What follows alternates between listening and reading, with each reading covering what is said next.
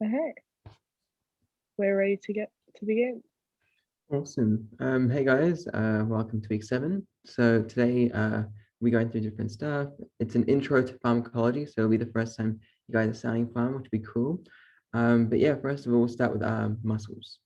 Um, so pretty much I'm going to give you a rundown. There are 3 different types of muscle cells, and they're called skeletal, smooth, and cardiac. And on the next slide, I've sort of done a bit of a comparison. So just in general, skeletal muscles are the ones that they're the ones that control controlled movements, so like voluntary movements, whereas smooth muscles do involuntary movements. And then cardiac are just specifically for the heart. In terms of appearance wise, skeletal muscles have like a cylinder sort of shape, whereas smooth muscles have like a spindle, like a wavy sort of shape. And then cardiac muscles are like a network. They've got like these branches and stuff like that. And then skeletal muscles have more than one nucleus. They have like so many different nuclei in the one cell. Smooth muscles have 1 to 2, sorry, 1, and then cardiac have 1 to 2. And then finally, we've got striations, which are things we'll explain in the next slide. They exist in skeletal muscles and cardiac muscles, but not in smooth muscles. Yep. Actually, yeah, all right. Not this slide, the one after. But anyway, these are essential terms we'll just need to go through for you to sort of understand specific things. So when we're looking at muscle cells, we've just sort of given each of the different organelles a fancy name that has sarco in it. So the sarcoplasm is the cytoplasm. The sarcolemma is the plasma membrane. The sarcoplasmic reticulum is the smooth ER. And if you remember from our first session, the smooth ER, it's not like we don't really talk about it much with like other cells, but in the muscle cell, it's super important because it's the storage of all the calcium ions, which are the fundamental, like pretty much they start the contraction process. So pretty much it's super important here. The sarcomere is pretty much just one unit of contraction, or like one bunch of something. We'll see them later as well. And finally, myofibrils are the microfilaments, which are just the actin and the myosin. So in terms of the connective tissue that goes around muscle cells, we've got the outer layer of just connective tissue called the epimysin. And then you go further down and the muscle is divided into like little areas within that whole like big muscle. And we call those fat fascicles. And each fascicle is surrounded by something called the perimysium. And finally, the inside connective tissue is called the endomysium. And that's around each of the fibrils. So each of the little fibers has endomysium around it. And so pretty much they're coverings of muscle. And the fact that like the bit between the muscle and the tendon, like at the end, that's connected by collagen fibers. And these stick into the plasma membrane of the muscle cells and allow them to stick onto that tendon, which sticks it onto the bone. So that's pretty much how connection works. All right, so in terms of regeneration and ability to like repair themselves, smooth muscles are the best, followed by skeletal muscles and then cardiac muscles.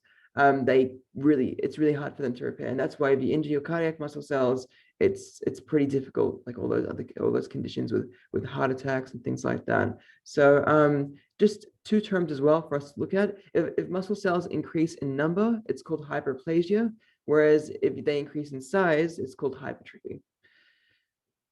Cool. So now move on to skeletal muscles. So that's what we were talking about before, that organization sort of level. So if you can see that epimysin is that outer layer and it surrounds that entire muscle. Whereas you've got the inside layer, that's a fascicle that we talk about, those inside little bits that make up that whole muscle. And that's surrounded by that perimysium, sorry. And finally, the endomysium is that bit inside, which surrounds each of those fibers. So yeah, that's sort of the general process. And now looking deeper into that one of those myofibrils, or one of those things that make up the fiber, and you've got different areas, different regions, which are pretty much the actin and the myosin and where they overlap sort of thing. So you see those purple sort of lines? That's the myosin, that's the thicker stuff. We call those the thick filaments. And then the thin filaments are the actin. They're sort of the ones that will be doing the movement. So we go on to the next slide. We'll just go through these different zones, these random names. So pretty much just in general, a striation is those lines that we see at the bottom in that bottom image, and they just line that entire muscle cell. And what those lines are, they're pretty much the points where everything's meeting up. And that we call those just striations. So they're present in skeletal and cardiac, but not in smooth muscle cells. And just to look at those terms from the previous diagram, so I'm sorry, Lily, but I'll have to like hop between the previous slide and this slide. But first of all, we have the A band. So the A band is that whole entire length of myosin. So it's pretty much where they overlap. So it's where myosin and actin are sort of overlapping, I reckon. Next up, we have the I bands. I bands is where it's only actin. And then you've got the H bands or the H zone, and that's only myosin. So those like I, A, H. Z lines are pretty much just a way for us to look at one individual sort of area of actin and myosin. So like one of those networks. So from one Z line to the other Z line, that's one single unit. And then the final line is the M line, which is just the middle of the myosin. You'll see it there, and that would be also an M line, what Lily is pointing to. So yeah, that's pretty much the regions you'll have to sort of know. These only come up when you're looking at like microscope images of the cells and stuff, because you'll be able to have to distinguish between the different areas. So yeah, go on to the next slide after. Awesome. So now we'll get on to how the impulse actually works. So pretty much for our muscles to contract, we have to have a nervous impulse telling our muscles to do that whole movement. So pretty much an action potential arrives at a neuromuscular junction, which is just pretty much the area between the nerve and the muscle. And this results in the depolarization of that plasma membrane. So the plasma membrane of those muscle cells. And this will travel down these little like invaginations or like little dips in that membrane. And they're called T-tubules. They're specific to muscle cells. And these take the impulse all the way inside of the muscle to each of those fibers. And so pretty much what that does is once the invagination, once the impulse goes down, it'll hit the smoothie R's, so those sarcoplasmic reticulums. And once that happens, that triggers them to release their calcium supplies. So that's the most important thing. The impulse is going to release the calcium supplies. So we go to the next slide. I'm just showing general anatomy of the inside of those fibers. So as you can see, the darker bits, they're the actin. They're the thinner ones. And the fatter ones, they're the myosin. Myosin has these little head bits, and they're what's going to actually conduct that whole movement process, which shortens the fiber and makes our muscles contract, because that's pretty much what our muscles are doing. All they do is they can get shorter and longer. And that's how we get all movement pretty much in our body. So that shortening happens because these heads are pushing along the actin, so the thinner ones. And actin has a lot of different things that bind onto it. And they pretty much, all they do is they either make us have a contraction or not have a contraction by letting those heads from that myosin attach or detach. So now we'll get on to how this entire process actually works. But pretty much, calcium ions, those super important calcium ions, what they're going to do is they're going to bind to this protein that's stuck onto actin, and that's called troponin. And troponin, all it's doing is it's stopping those two from binding. So calcium comes along and takes that off. And what that means is that the actin sites that allow myosin to bind are going to be exposed so that we can get that binding to occur. So then what happens is myosin, literally the heads go across and they form cross bridges, which is pretty much them connecting onto that actin. Then what happens is once that connection has been made, you get something called the power stroke, which is pretty much where ADP and PI are released, and the myosin head, we call it like a power stroke. So it goes from being like this to this. And that, of course, if you think actin's there, is going to shift it across. And so you get that whole motion. And eventually, with a lot of those, we're going to get that shortening happening. Then a new ATP attaches to the myosin head, which detaches it from the actin. And then ATP hydrolyzes, and you get that myosin going from this position back to this position, ready again to do another one of those power strokes when the exposure site is exposed once again. So that's pretty much how the process of the contracting works. So yeah, awesome. We'll move on. 2 diagrams, depending on how you like learning it. I found each of them useful in their own right. One shows you the specific process. So read it, I guess, in your own time, open up the slides. And the second one shows you where ATP is sort of like involved and where it comes into that cycle. Because if you think about it, it is a cycle. It's going to keep repeating. The one myosin is going to flex so many times to get that shortening to happen. So yeah, cool. Next, if you can, Lily. I think we're nearing the end, but pretty much there are 2 different types of muscle fibers. There are slow twitch and fast twitch. Slow twitch, they're smaller, and they're for those muscles that really don't do like active contractions. They're more like things that help us, like, for example, keep posture. So our back muscles, they've got all these slow twitch fibers, which keep us upright, or else, without muscle contraction, we wouldn't be upright. So these things can have prolonged contractions without tiring. Type 2, however, they're like, our biceps, our triceps, and whatnot. They're things that will do quick movements and things like that, but they can't be sustained for a long time. So, like if you think about try clenching your fist so much, eventually you get tired, right? Because you can't do these really active movements for so long. So that's pretty much the two different types. And in terms of type 2, there are two subtypes: fast oxidative, fast glycolytic. Honestly, just know there are two subtypes. Don't really need to know the differences and whatnot. But an important step, I guess, or an important thing to look at is that type 2 can really rely on anaerobic glycolysis if required, so without oxygen, whereas type 1 really don't really require, like, have that dependency on anaerobic. Because if you think about it, you really don't need to be actively doing things with those muscles. So you won't have that lot, like, depletion of oxygen. Yeah, and then I'm done. Cool. So thank you for that, Ivy. Cool. So now we've got an introduction to pharmacology, and the website that I have put there for you is the ePharmacology website, and it will become your favorite website whenever you have anything remotely pharmacology, because it's got like what the drug is, what it does. I've chucked that in there for you. So if you can just go back to the back of the slide. Cool. So what is pharmacology? Pharmacology is the study of like drugs interacting with living system. So drugs are a compound which is administered to produce a desirable physiological or psychological effect, active in small quantities. So you've got things like therapeutic substances, but then you've also got things like drugs of abuse, toxic substances, and then endogenous substances, so like those which are formed in the body. Then you've got like non-prescription drugs, you've got prescription drugs, and then you've got therapeutic drugs. So when you get to like a drug, you've got its chemical name, which will be like some like complex like chemical formula, which you don't really need to know. Then you've got its non-proprietary name. So generic name, this is related to the active compound. So these are the ones that we generally use like in medical school. So paracetamol, for example. And then you've got the proprietary name, which is the trade name. So that would be Panadol. Yeah, most of the time we would refer to this like paracetamol because that's easier for us to work out. But when you have to be talking with patients, you will have to refer to like the trade names of them. Cool. So what do drugs like target in the body? So there's 4 major things that they can target. So you've got drugs which target receptors. So just some examples of some receptors there: nicotinic and muscarinic. You'll become very familiar with those very soon. Then you've got drugs which target ion channels, such as calcium channels. Again, we're very familiar with those. And you've got some drugs which target enzymes, and then some drugs which target like carriers or transporters.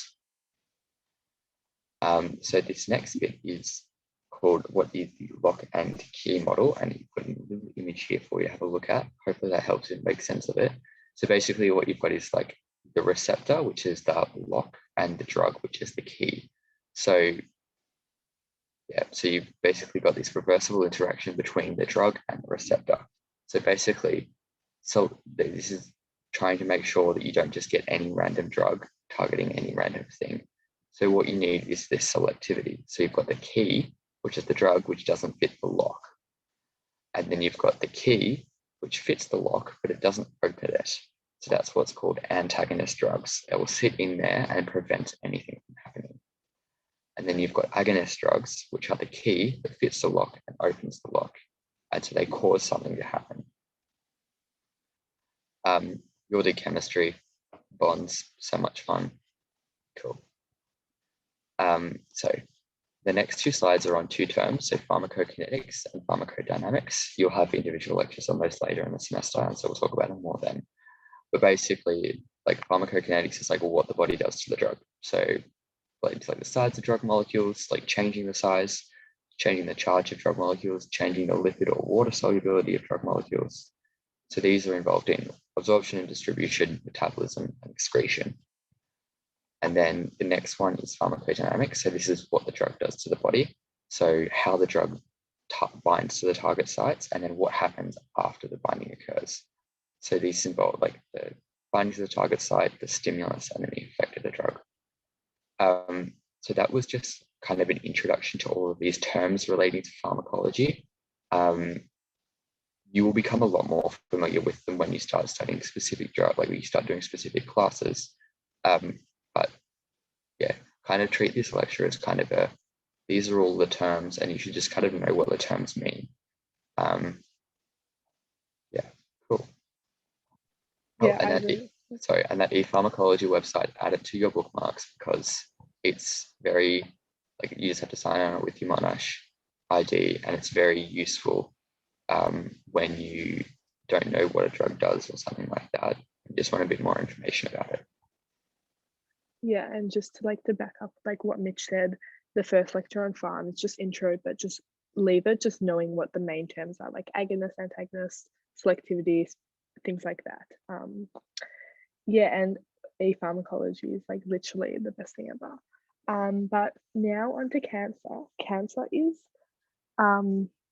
actually obviously not great, but it's actually very cool because it's a classic example of a cell is programmed to do something, and then when errors happen, what's like, it's almost reverse engineering. We know what a cell should do, and cancer is essentially when all the processes that we've talked about really at the start, you know, cell cycle regulation, DNA synthesis and checking, checkpoints, things like that, when that all kind of misses the mark, and then we get these abnormal cell growths, and eventually we kind of get cancer cells. But let's get into it. So cancer, we're just going to start, I think basic overview is we'll do like the molecular basis of cancer, then move on a bit to what cancer does to the patient, and then also ending with some vague treatments. But I think probably maybe next week you'll get some lectures on specific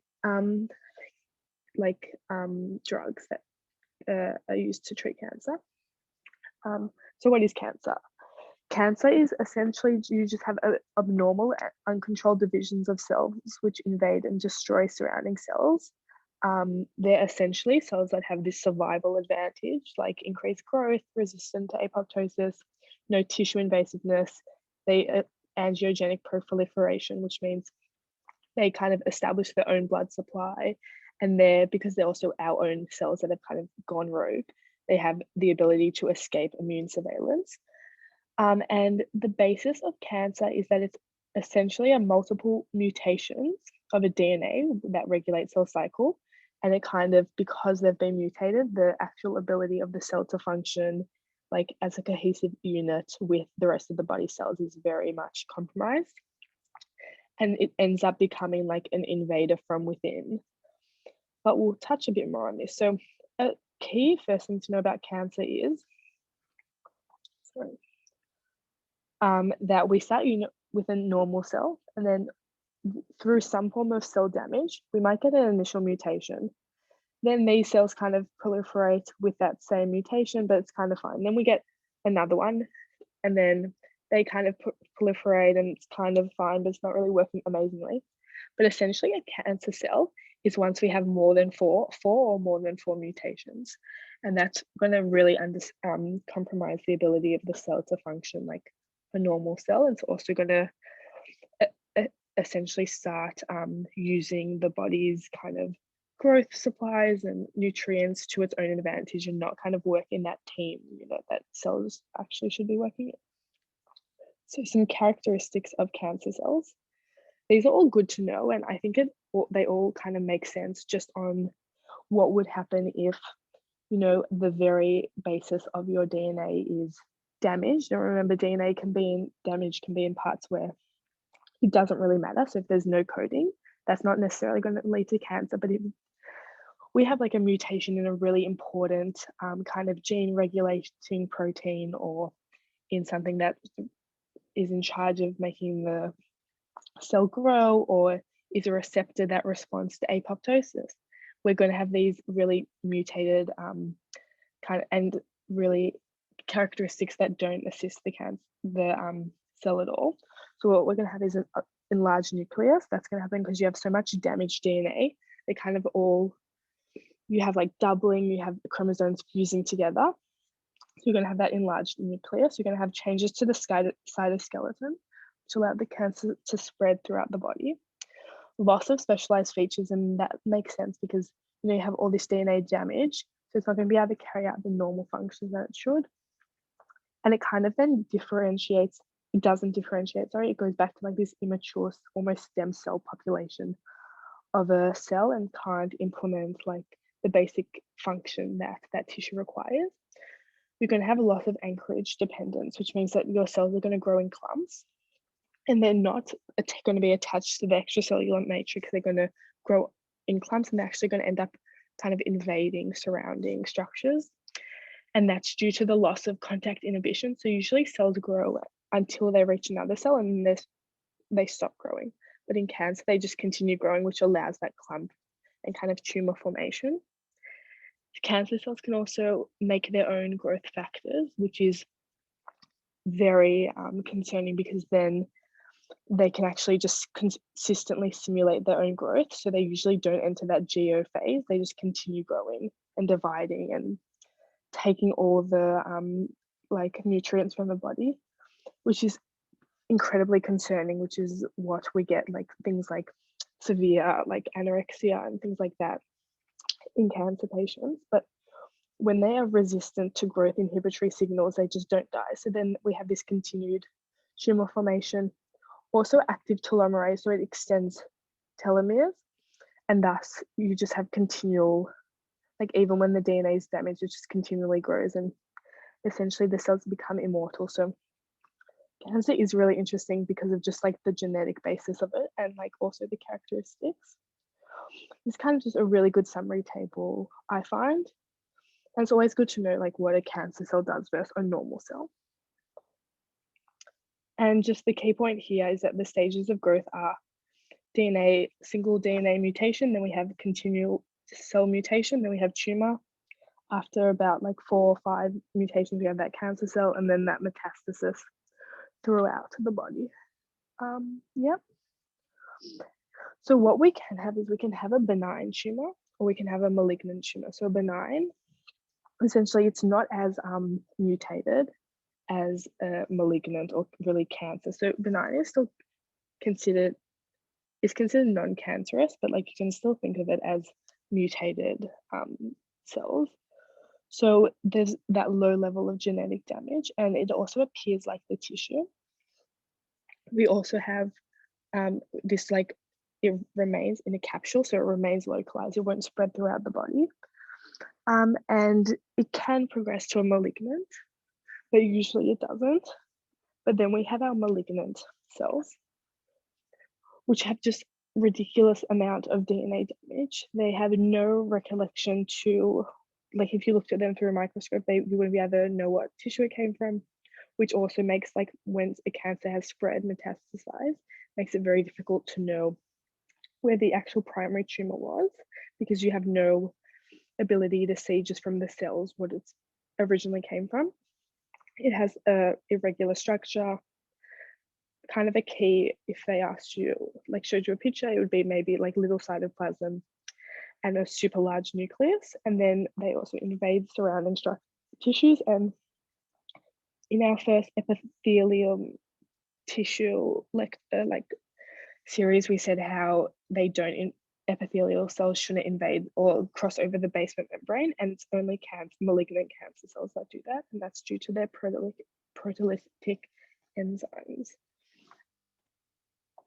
And this is just kind of a summary of normal cells versus malignant. And you can see here that massive nucleus size. They even have a couple, you can see that's kind of fractured, and then the very small cytoplasm in comparison to here. And also you can see this clumping, like there's no kind of regular form.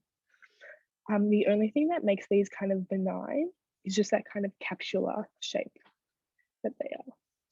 And also benign versus high versus low, just the size of the nucleus. And then just metastasis, it's not super important, but just interesting to know. So essentially your tumor will start, it kind of breaks through that basement membrane through those proteolytic enzymes, enters either a bloodstream, lymph node, something that kind of spreads throughout the body, and then it can kind of aggregate in these vessels, leave the vessels called extravasation, and then form another one. And here it can kind of establish its own blood supply, and also then establishes lots of effects in that new site as well. And once kind of a cancer spread, it makes it a lot more difficult to treat. And then, so how does DNA damage actually occur? So it could be inherited. So there's things like BRCA mutations or things like that. So every germline cell, every cell is going to have a mutation, which makes it more vulnerable for cancer to form, or it could be acquired. This is things from like radiation, viruses, bacteria, chemicals, like smoking, diet, things like that. So our ideal is that if a DNA error occurs, because DNA is so important for cell functioning, if something happens for DNA and it's like becomes mutated or something like that, your cell cycles or proteins, things like RB and PG53, they will actually notice this kind of incorrect replication of DNA. They'll stop the cell cycle, they'll fix it, and if they can't fix it, they'll cause cell death. They'll like induce apoptosis. But DNA damage often can't be fixed if we have that predisposition because we've inherited mutation. If we've lost the DNA repair enzymes, if our cells just have been mutated in things like growth factor receptors, and it's kind of speeding through the cell cycle so fast that errors can't be stopped. And also if the gene has been fully substituted for, so like that whole section of the gene has just been removed or mutated or fused with something else. So we'll go into some examples. The two main things I think of almost the whole cancer lecture to take away, I think it's just because they're super examinable, are oncogenes, and then also we have tumor suppressor genes. So oncogenes are essentially mutated forms of genes that regulate like things like cell growth, apoptosis, things like that, and they promote cancer. So if you have a oncogene, it means it's been a mutated form of a proto-oncogene. And when you have an oncogene, it's known as a gain of function mutation. So you've gained this new ability to, maybe make a new protein, or you've gained the ability to escape apoptosis, things like that. And this signals to the cell to like rapidly go through the cell cycle, overexpress proteins, or you could have hyperactivity of proteins. So the proteins that they're in the same amount, but their functions are just super sped up due to things like they're constantly turned on, they're not able to be turned off, things like that. And this can relate to growth factors, receptors, protein kinase, it's just like essentially anything in the cell. And because they've also, another important thing to know is that they act in a dominant manner. So you just need one oncogene for this to be like, it only needs to happen in one of the two copies of DNA for it to be implement its function, because it's gained this function. And these are just things that can happen, and what happens and what it results in. Sorry. An example is actually, I think we actually had an exam question on this. Yeah, we did. So it's for chronic myeloid leukemia, which is essentially a cancer of your immune cells. It actually occurs because you have this translocation, or kind of a section of DNA cuts off with another one and they kind of separate. And you form this new, it's called a Philadelphia chromosome, which puts the BCR and ABL gene together. And you kind of have this new tyrosine kinase receptor on your nucleus. And that causes extreme cell growth, this new one here.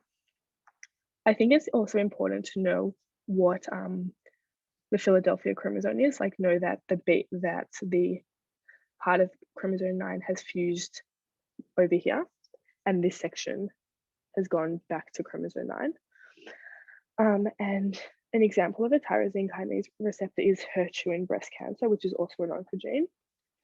And these are just involved in things like cell signaling, and also they kind of, if these are the two receptors, if this is a receptor on the cell membrane, the bottoms kind of have to act together, they fuse, and then they have secondary messengers. And when you have the mutated oncogene in chronic myeloid leukemia, or CML, from the Philadelphia chromosome, it's constantly turned on, so it's constantly sending these messages to cycle through the cell cycle and grow. There's a lot more information here than you need to know, but just know the example of using chronic myeloid leukemia and the Philadelphia chromosome. And then we have kind of the other guys, other tumor suppressor genes. So these are just normal genes in your DNA that prevent cancer. They try to fix DNA errors. They might induce apoptosis when errors have been found. They might also do things like check over your DNA. And what's really important here is that when cancer forms in these tumor suppressor genes, you can imagine that if their job is to regulate the cell cycle, when they've been mutated, they lose this function to be able to regulate those cycles. So oncogenes were gain of function, these are loss of functions. And because we have 2 copies in our DNA of these kind of genes, both need to be mutated for cancer to be able to develop. People who have inheritance are predisposed because one of them has already been mutated. But and just important to note that if both of them were mutated during birth, you like when the fetus was growing, you wouldn't be able to actually have a viable fetus, so it would just die. So this is what we know as the 2-hip hypothesis. So when both copies of that tumor suppressor gene are mutated, then you have cancer formation. And the key ones to know are RB and P53.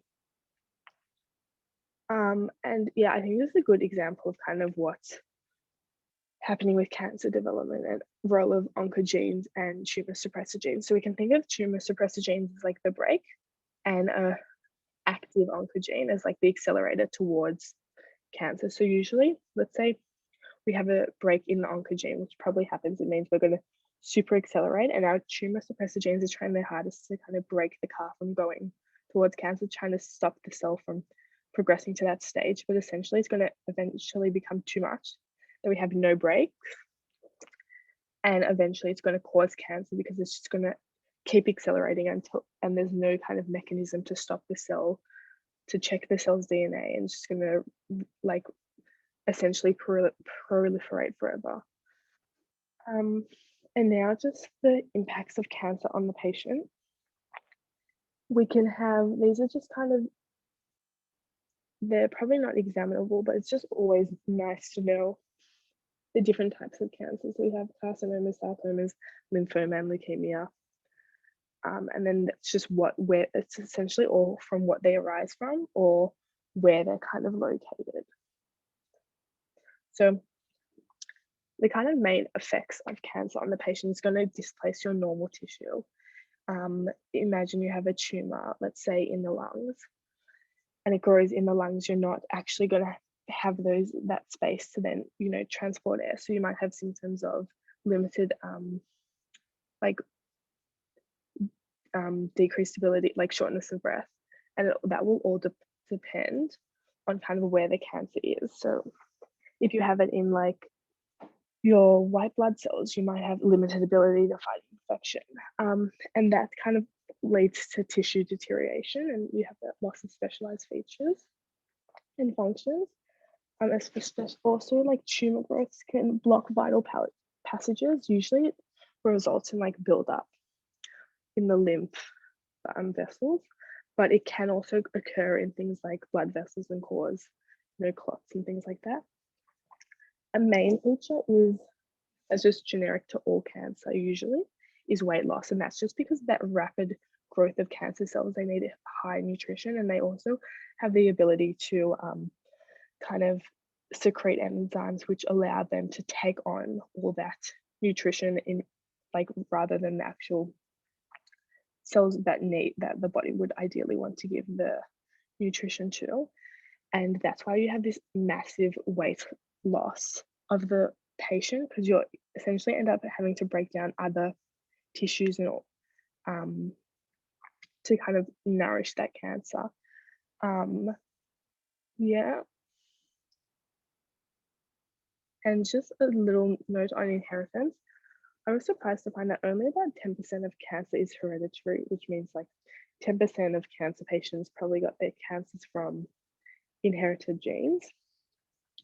And here are just some things that just suggest that the cancer is hereditary. Yeah, treatment and more will be covered later of this, but you can have chemotherapy, so you directly try to target the cancer cells, usually because they're rapidly dividing. You can try like inhibit things like mitosis, meiosis, things like that, and you're going to, there's other like new novel agents which try like block specific features of some cancers, but obviously these have to be very targeted to the type of cancer. Now the strategy is to cut out to the cancer, which is, and all these strategies are also used in kind of combination with each other. And that is all for our this week's PSP. Did anyone have any other questions or anything? No? Well, have a good week, and hopefully we will see you all next week on Monday, same times, and obviously same place on Zoom. And we'll post these slides up later, and no worries. And we'll also post this up on YouTube next soon. So goodbye, everyone. Thank you. Thank you.